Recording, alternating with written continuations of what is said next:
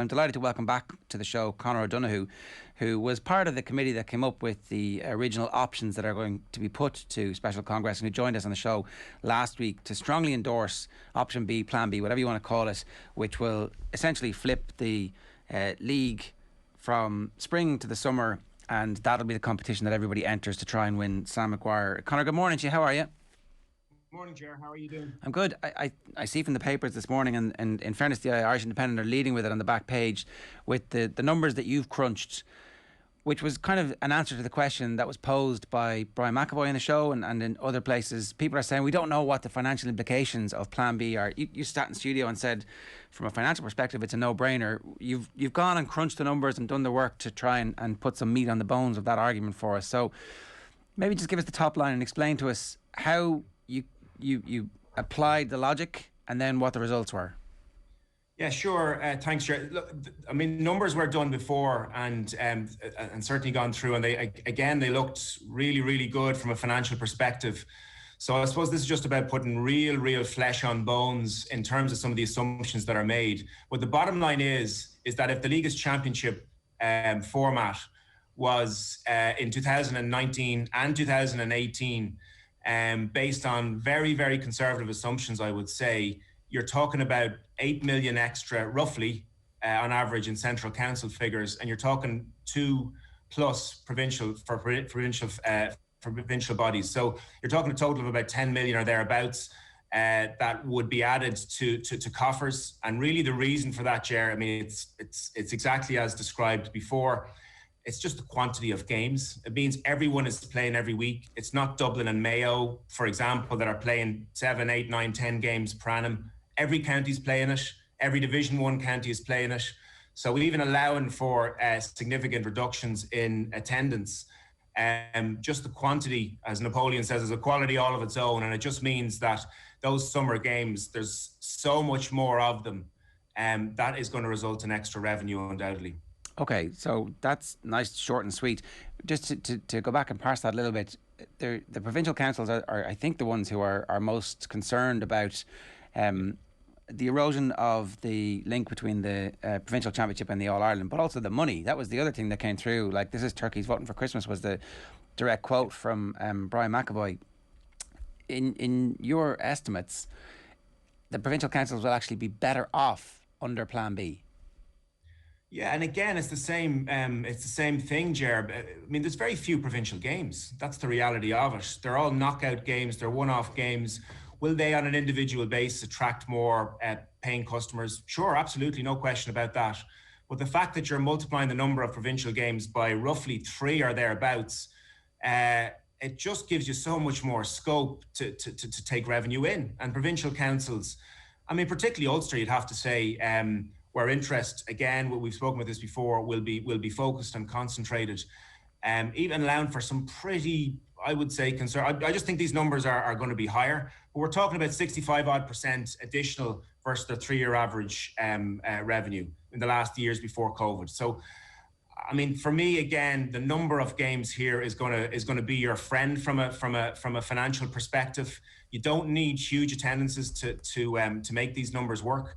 You just have a lot of games, and again, ticket prices, we're talking fairly muted ticket prices versus even what we know the cost of an Ulster final is 35 odd euro. We know the cost of a Leinster final is 40 odd euro, but even allowing for relatively modest numbers, you're still talking about significant increases. And again, the number of games here is your friend. In Leinster, I suppose, I mean, to be frank, Dublin is clearly the financial monster in the room, and when they play, their revenue or their obviously their spectator numbers are much higher than everyone else's, and you have to assume that they would be thereabouts in Leinster finals again for the next couple of years.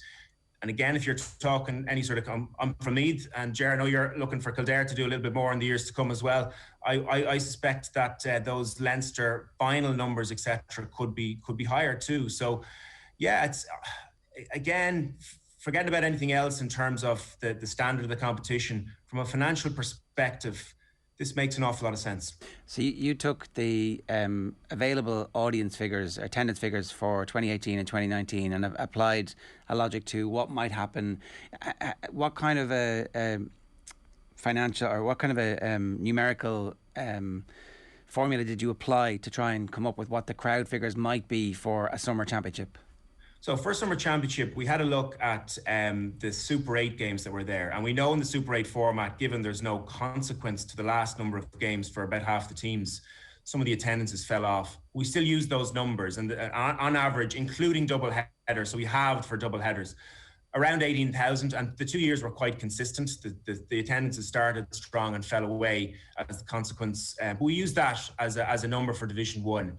What that number might apply across the board. Just to sense check it, we did a separate calculation just to see if we handballed every single Division 1 attendance, what it might look like. And that number came out at about 20,000, but we used the smaller figure, the Super 8 figure.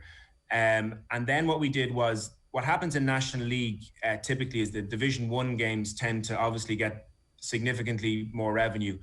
Over a couple of years, you can see that the step down is about 1/3 or 33%. So we stepped down Division 2 attendance figures and that gets you a number of about 5,000. And we stepped it down right again by 1/3 on each occasion to Division 3, Division 4. So by the time we got to Division 4, you were talking about a couple of hundred spectators, which didn't make sense really from a champ. So we stepped that up slightly to about 2,000 spectators for a summer championship game in Division 4. And then we applied that across the board, used ticket prices of €20 and €15 for Tailteann Cup. The Super 8 ticket price are €25. We're trying to allow for students, OAP, juveniles, etc.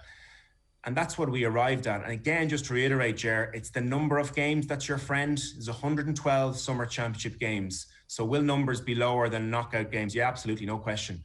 But will there be enough people to make this work?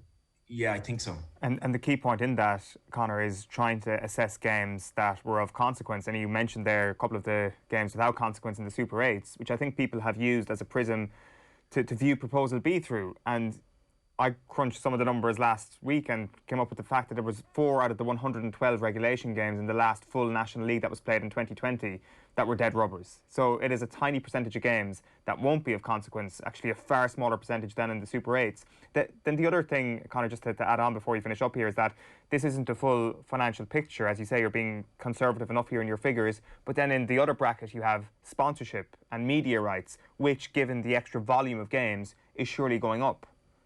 Yeah, and I spoke to one of the most senior commercial figures in sport in the country over the last week. And I mean, he's shaking his head and just saying, listen, there's so much scope there.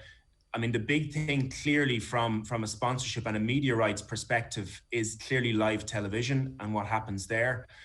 Because live sport with Netflix and all of the rest is where it's at in terms of advertising. And there's just a big opportunity set there. And there's nothing taken into account on this as well. And I've spoken to a number of figures in this space, and they may join you at some stage, but it's that side of the revenue numbers are completely unexplored.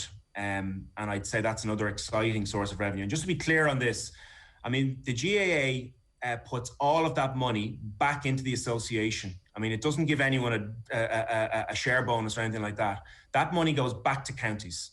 So those funds can be used by counties.